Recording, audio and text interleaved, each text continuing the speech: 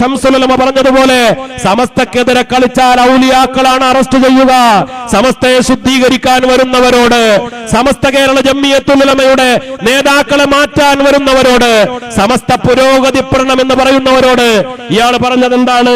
അൽ അസ്ഹർ പുരോഗതിപ്പെട്ടതുപോലെ. അൽ അസ്ഹർ പുരോഗതിപ്പെട്ടത് അമേരിക്കയിലേക്ക് നോക്കിയിട്ടാണ്, യൂറോപ്പിലേക്ക് നോക്കിയിട്ടാണ്. അതേപോലെ സമസ്ത മാറണം, പുരോഗതിപ്പെടണം. ഹക്കീം മൗലവിയോട് പറയുന്നു, ഞങ്ങൾ യൂറോപ്പിലേക്ക് നോക്കി സമസ്തയെ പുരോഗതിയിലേക്ക് കൊണ്ടുപോകാൻ ആഗ്രഹിക്കുന്നില്ല. ഞങ്ങൾ യൂറോപ്പിലേക്കും അമേരിക്കയിലേക്കും നോക്കി സമസ്തയുടെ നയനിലപാട് മാറ്റാൻ ആഗ്രഹിക്കുന്നില്ല. ഞങ്ങൾ നോക്കുന്നത് മദീനയിലേക്കാണ്, ഞങ്ങൾ നോക്കുന്നത് യമനിലേക്കാണ്, ഞങ്ങൾ നോക്കുന്നത് പൊന്നാനിയിലേക്കാണ്, ഞങ്ങൾ നോക്കുന്നത് ബഗ്ദാദിലേക്കാണ്, ഞങ്ങൾ നോക്കുന്നത് ഔലിയാക്കളിലേക്കാണ്. അവരുടെ പുരോഗതിയാണ്.